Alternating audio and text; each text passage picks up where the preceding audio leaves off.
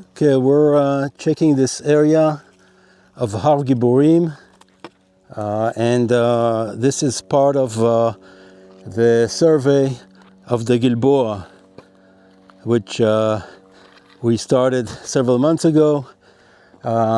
As part of this survey, what we're doing is inspecting the area, collecting the pottery, documenting the various installations, and then in the future publish this as part of chapter 10 in the survey of the Zartal Har Manasseh area. This place is very high, and at the summit was a Sufi village, Arab village, focused around the holy tomb of a sheikh. This village is destroyed today, and we see only remains of the village. It is a multi-period site, starting from the Bronze and Iron Ages, and it's a very strategic place where on the west side you can see the valley of Jenin on the way to Samaria, and on the east side the Gilboa mountain, and the north there's a great view of the Jezreel Valley. So these are the ruins. These are the ruins. You can see the ruins of the village. We're climbing up the southeast side, and all this rubble is from the Arab village. What we will do today is collect the pottery and date them within several polygons. We're approaching now the summit. This is the summit. We try to find the holy tomb of the sheikh. Couldn't find it the last time. It should be in the center of this village. And again, everything here is totally demolished. See, the sun is coming up over the Mount Gilboa, and Jordan Valley is over there.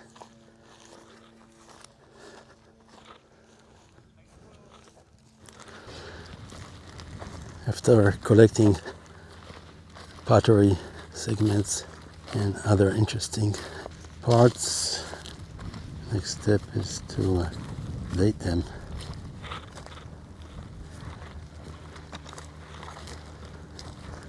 Here's Ronnie bringing another bag. Oil lamp.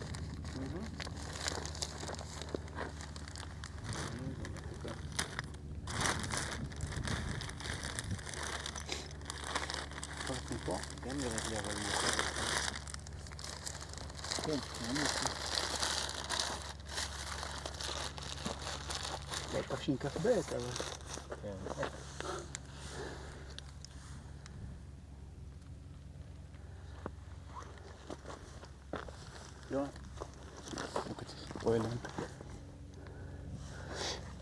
Muslim, probably. Is it? Mm-hmm.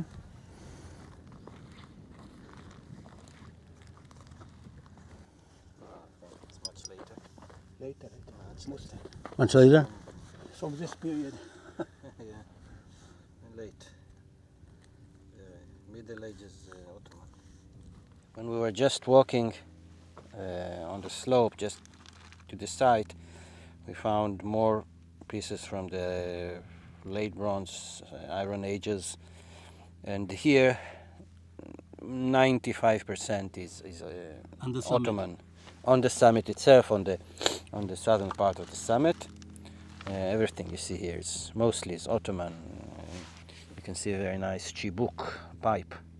That's Byzantine, not Byzantine? No. Most of the stuff. It's interesting that we don't see the ribbed shards of the Roman and Byzantine periods. Almost none. Mm-hmm. And the rib shards that we have here are late rib shards. So it's very interesting. I thought. So there's a settlement gap. I'm not sure there's a settlement gap, and we only collect from one part of the top of the settlement, which was densely inhabited in the Ottoman period. So it's not surprising that 90% of the pottery is from the Ottoman period. I think that the slopes will tell us more about earlier phases of the settlement. These handles. Oh, Chinese. yeah, China. זה יבוסיני ממש, עות'מאני כאילו? Yeah, it's very. English? Yeah, it can be exported. Oh, It's a very nicely made porcelain. In the Ottoman period? In the very late Ottoman period, Late, yeah. We need the stamp made This one in. also Yeah, these are all. Ottoman or? Oh, yeah. Very late Ottoman. Okay, Chinese. Yeah. beautiful. Preliminary dating was 90% Ottoman period and 10% earlier Bronze or Iron Age. And we didn't find any Roman Byzantine period on the summit.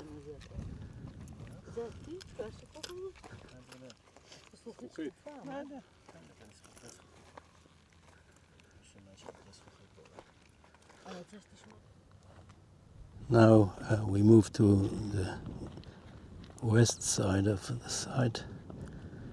Here are a lot of cisterns, bell-shaped.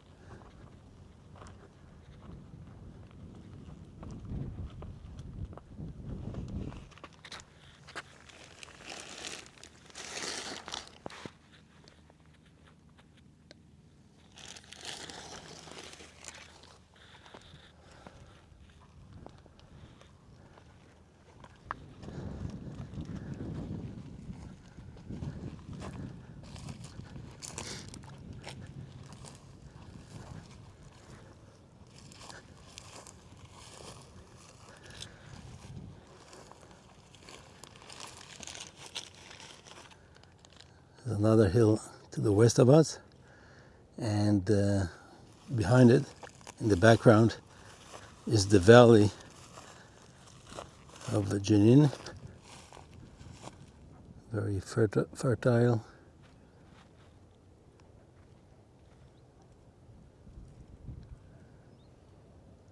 And that was the way to Samaria.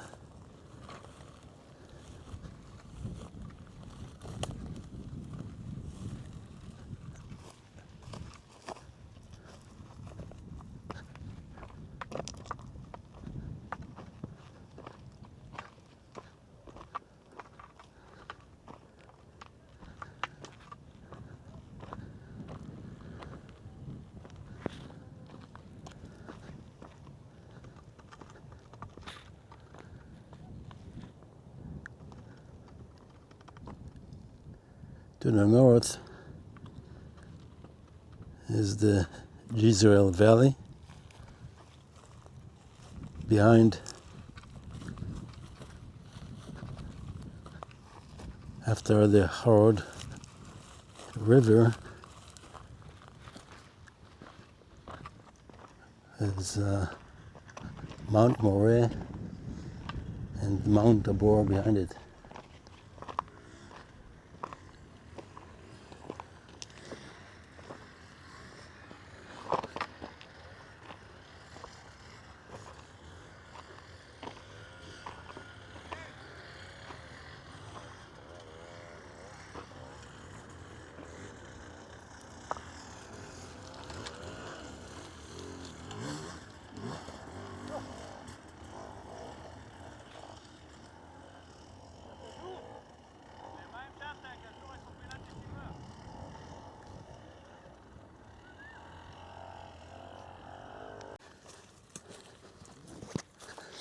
Where is the cave? Cave. פה חיסו אותו גם, חיסו להסתיר אותו. פה יש בטון, הנה גם בטון יש.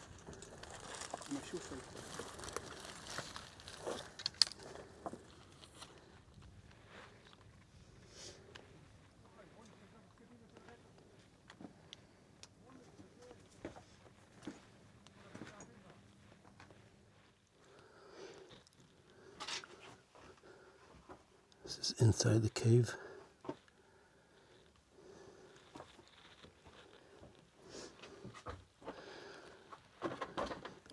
There is some illicit digging here, according to the tales.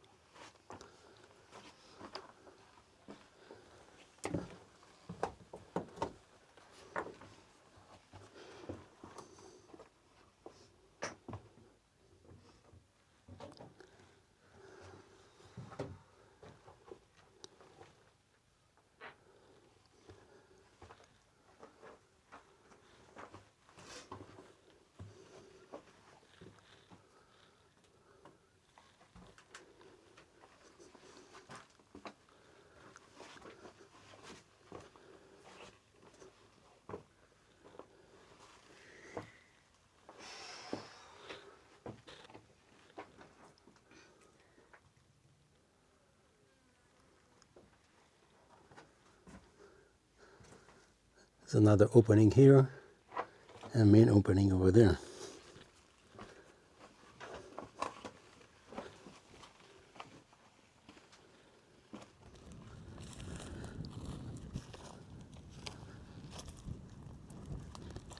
The biblical site, which we saw some of its pottery on the east side, on the foothills, is identified with the city Meroz, that is in the Song of Deborah. There's a dirt road that climbs up to the mountain from both sides.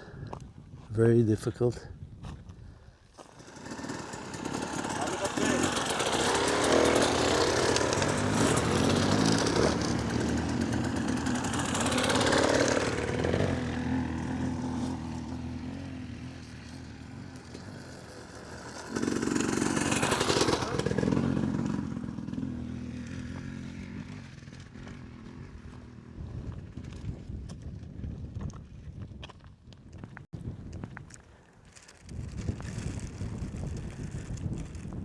This is the third polygon.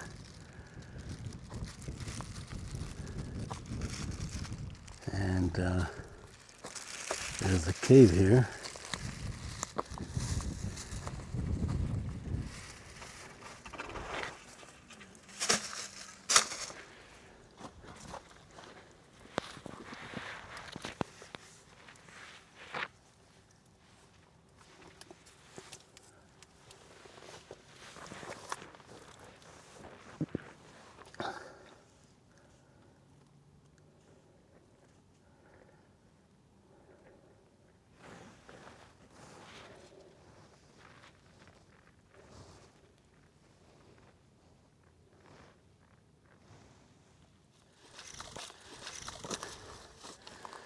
Some wine press.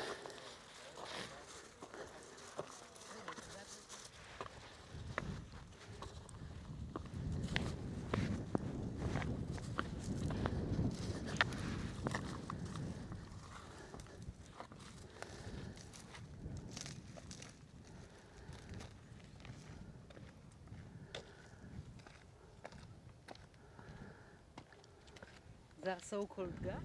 This is the fourth polygon on the west side of the hill.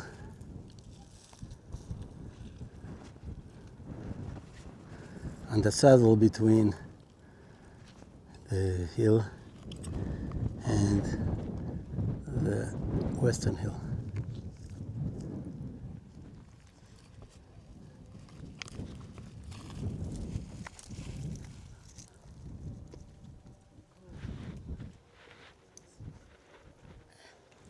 This is a cistern and a trough. Here's a trough. So water is fetched from here and from the bucket into the trough.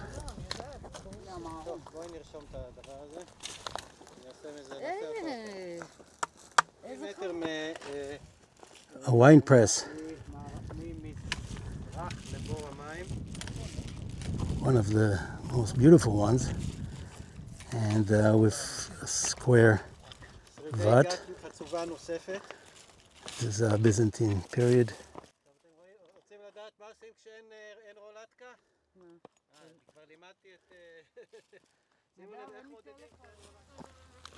This is an Bronze or Iron Age, very small wine press. This is where the grapes were laid here, pressed on, and the juice will go into this cavity and collected, fermented, and then collected. So the very crude wine press.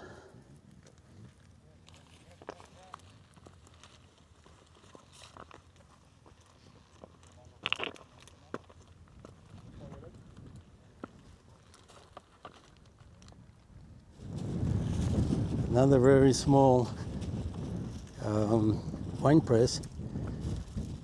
This looks like Bronze or Iron Age wine press.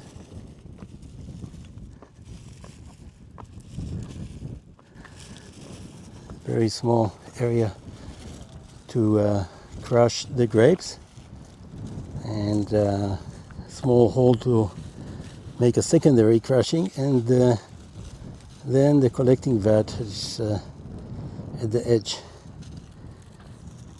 This is the second one we saw on the south side of Mazarim.